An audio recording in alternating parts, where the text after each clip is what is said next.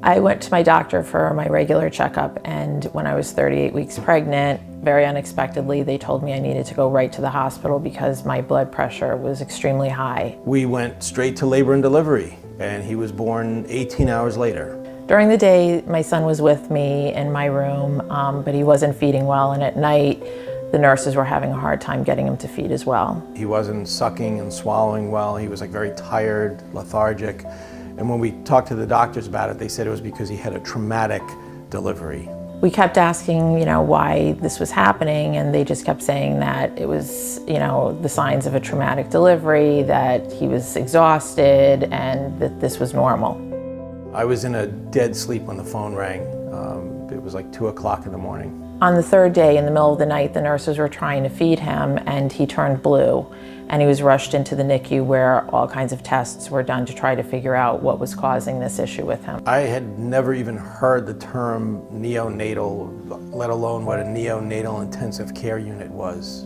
The NICU is a specialized care unit in the hospital that takes care of premature or critically ill babies. So after many tests being done, CAT scans, MRIs, blood work, many tests being sent out to other hospitals throughout the country trying to figure out what the problem was, we were then told that our son had actually had a stroke. I didn't know babies could have strokes. My grandfather in his 80s had a stroke, but babies can have strokes? Once he was diagnosed with the stroke, it wasn't an easy course for us because he still ended up having other issues like very low blood sugar. He had developed an infection, he had to be in isolation, and it wasn't an easy route for us to go down. Only one person could visit at a time. It had to be from immediate family. Anyone else had to look through the glass. Finally, after being in the NICU for about 20 days, he started to eat better, he started to gain weight. Things started to finally look good. Our son actually ended up living his first month in the hospital. He was there for 30 days. This was something we never expected or planned for, and even then when we brought him home, there were many things that we still had to deal with. The medical care that he got was unbelievable. I mean, they basically saved his life. You can't thank those doctors and nurses and the support staff more, but the one thing that was missing in 2000 was the emotional and social support that really was non-existent. A social worker gave me a pamphlet that said, your child or your newborn with difficulties or some crazy thing like that.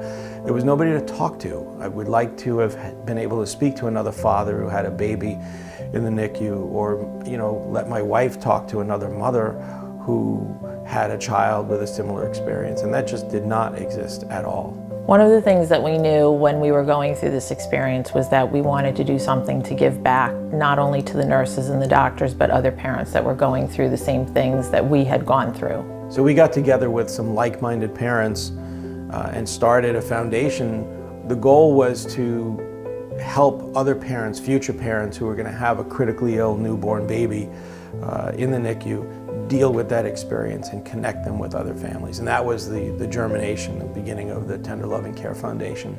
The TLC Foundation's mission is to bring about a brighter, stress-free beginning for all families whose children may one day be in need of neonatal health care services. We provide and sponsor many services, including our parent outreach network, music therapy, capital equipment, Team TLC, and dinners in the NICU. We donate books to families when they take their babies home, and we also do craft projects with siblings and assemble gift bags around the holidays. Our website is really the nucleus of the foundation. We have a section for useful resource links. We also have a section called Our Stories, which is my favorite. It profiles a number of different families who had children in the NICU. And then we have a mechanism that people can use to make donations, and we can also connect people looking to speak to people who've been through the NICU experience before. One of the best things that has happened for me is being able to go back 19 years later with my child that was there and show these parents that are going through it right now that this could be your child 19 years later.